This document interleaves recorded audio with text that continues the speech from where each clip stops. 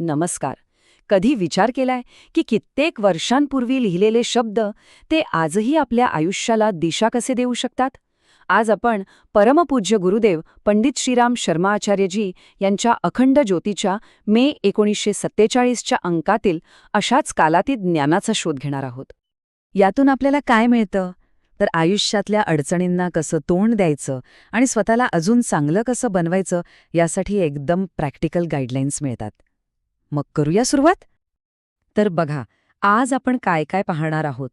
आधी ज्ञानाची ज्योत म्हणजे काय ते समजून घेऊ. मग आयुष्य एक लढाई का आहे यावर बोलू.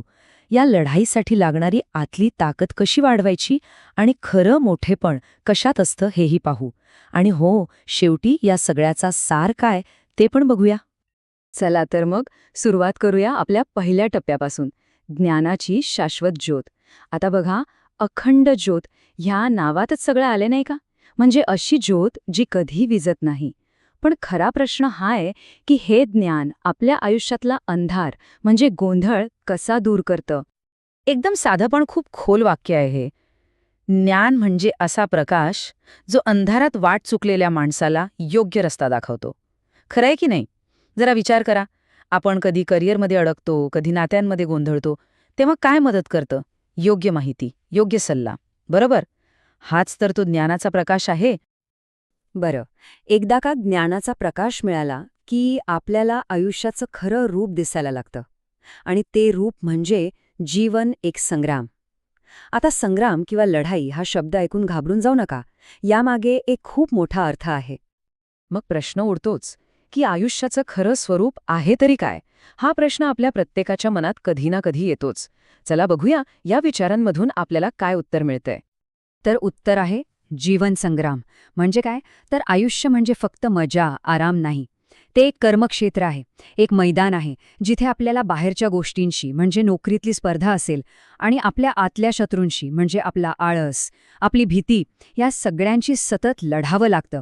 आणि यातली सगळ्यात इंटरेस्टिंग गोष्ट काय माहितीये? हीच लढाई आपल्याला घडवते, आपल्याला मजबूत बनवते. ठीक आहे. मग आता ही लढाई लढाईची कशी? यात जिंकायचं कसं? याचं एकच उत्तर आहे, आत्मबलाची साधना. म्हणजे स्वतःची आतली ताकद वाढवणं. चला तर मग बघूया ही ताकद वाढवायची कशी.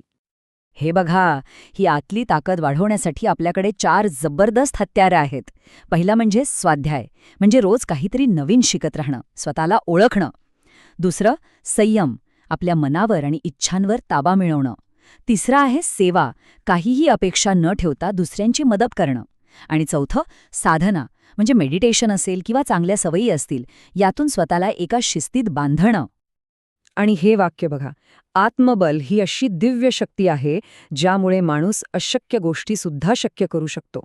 किती खरंय हे. इतिहासात अशी कितीतरी उदाहरणं आहेत जिथे अगदी सामान्य माणसांनी फक्त आणि फक्त आपल्या इच्छाशक्तीच्या जोरावर मोठमोठी कामं करून दाखवली. आणि हीच शक्ती, हीच ताकद आपल्या प्रत्येकात आहे. बरं, आता स्वतःच्या आतली ताकद तर वाढवली, पण समाजात वागायचं कसं? समाजात खरं मोठेपण, खरी श्रेष्ठता कशाला म्हणतात? चला या प्रश्नाचं उत्तर शोधूया. इथे ना 2 विचारांमध्ये एक मोठी तफावत दाखवली आहे. एका बाजूला आहे जन्माने श्रेष्ठ असण्याची खोटी कल्पना, म्हणजे जात, वंश किंवा पैसा. ह्यातून फक्त अहंकार वाढतो आणि समाजात फूट पडते. आणि दुसऱ्या बाजूला आहे कर्माने श्रेष्ठता, म्हणजे खरं मोठेपण तुमच्या जन्मावरून नाही, तर तुमच्या चांगल्या कामांवरून, तुमच्या चारित्र्यावरून आणि तुम्ही समाजासाठी काय करता यावरून ठरतं. म्हणजेच काय? तर खरा मोठेपणा हा नम्र असण्यात, चांगलं वागण्यात आणि दुसऱ्यांवर उपकार करण्यात आहे. बाकी सगळं व्यर्थ आहे. हेच या शिकवणीचं सार आहे. चला तर मग आत्तापर्यंत आपण जे काही पाहिलं, जे काही समजून घेतलं, त्या सगळ्याला एकत्र जोडूया. या संपूर्ण ज्ञानाचा सार काय आहे ते आता बघूया. तर स्वतःच्या प्रगतीसाठी काही महत्त्वाचे मुद्दे. पहिलं, आयुष्य हे एक कर्मक्षेत्र आहे हे मान्य करा. दुसरं, स्वतःची आतली ताकद म्हणजे आत्मबल वाढवा. तिसरं, रोज काहीतरी नवीन शिका, स्वाध्याय करा. चौथं, आपल्या इंद्रियांवर ताबा ठेवायचा प्रयत्न करा. आणि 5वं, आपले विचार नेहमी शुद्ध आणि चांगले ठेवा. पण फक्त स्वतःचा विकास पुरेसा नाही, तो समाजाशी जोडलेला असायला हवा. म्हणून आपलं मोठेपण जन्माने नाही तर कामाने सिद्ध करा. निस्वार्थ सेवेला आपल्या आयुष्याचा एक भाग बनवा. समाजात समानता आणि सलोखा पसरवण्याचा प्रयत्न करा. संपत्तीचा उपयोग दुसऱ्यांच्या भल्यासाठी करा. आणि हो, सर्वात महत्त्वाचं, नेहमी नम्र रहा आणि चांगलं वागा. आणि आता शेवटचा आणि सगळ्यात महत्त्वाचा प्रश्न. हे जे काही शाश्वत ज्ञान आहे ते आपण आजच्या या धावपळीच्या फास्ट लाईफमध्ये कसं वापरू शकतो? याचं उत्तर खरं तर बाहेर कुठे नाही, तर आपल्या प्रत्येकाच्या आत आहे. ते फक्त शोधायची गरज आहे. कारण याच मार्गावर चालून आपलं आयुष्य खरंच अर्थपूर्ण आणि यशस्वी होऊ शकतं.